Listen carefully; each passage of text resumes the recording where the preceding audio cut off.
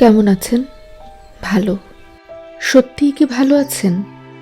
আমি কিন্তু ভালো নেই। না, আমার শারীরিক অক্ষমতার জন্য নয়, কথা বলতে না পারা কিংবা চোখে না দেখা কিংবা স্বাভাবিকভাবে আপনার মতো চলতে ফিরতে না পারার জন্য সত্যি খারাপ লাগে না।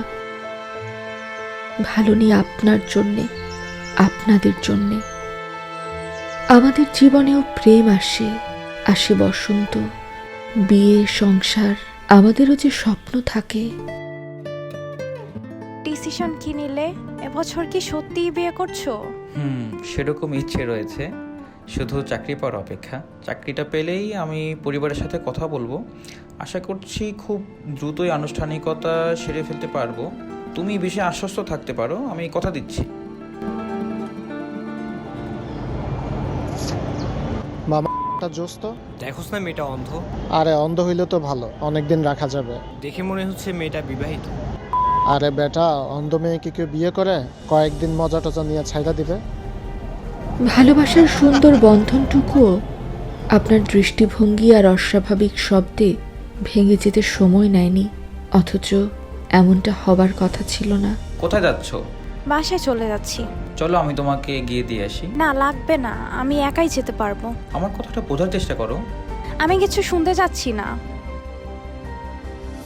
আমরা স্রষ্টার সৃষ্টি, আবার প্রতিবন্ধকতা এই যে সৃষ্টিকর্তার পরিকল্পনা আমি পরিবর্তন করতে পারি না।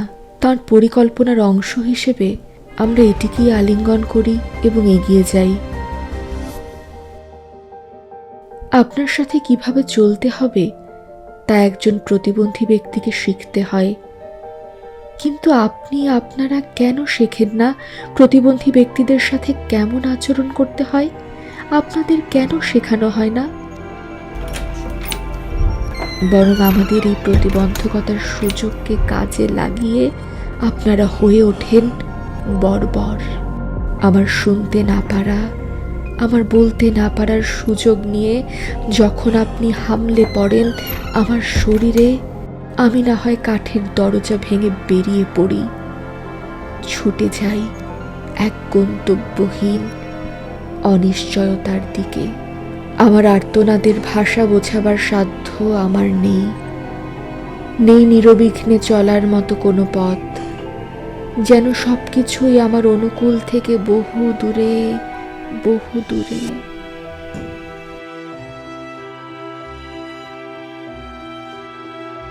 কোথায় আছে গড়ে ওঠা এই শহরের আকাশ ছোঁয়া বড় বড় দালানে আমাদের জন্য অ্যাক্সেসিবিলিটি?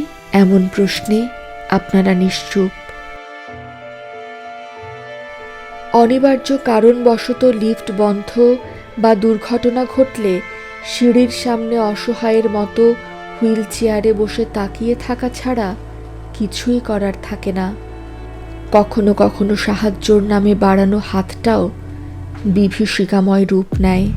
দুর্বলতা যখন কারো কাছে সুযোগ, সেখানে আমাদের বেঁচে থাকা দুর্ভাগ্য। আমাদের সকলেরই দুর্বলতা আছে, আছে প্রতিবন্ধকতা, যা আমাদের ক্ষমতার প্রতি আমাদের বিশ্বাস এবং আস্থাকে দুর্বল করে। হ্যাঁ, যদিও আপনাদের ভালোবাসা এবং সহযোগিতা ছাড়া আমাদের চলার পথ মসৃণ হতো না। আমরা কৃতজ্ঞ। আমরা কারো শিকারে পরিণত হতে চাই না। আমাদের স্বাভাবিক জীবনধারায় চলতে দেয়া হোক, আমাদের স্বপ্নগুলো প্রস্ফুটিত হতে দেয়া হোক।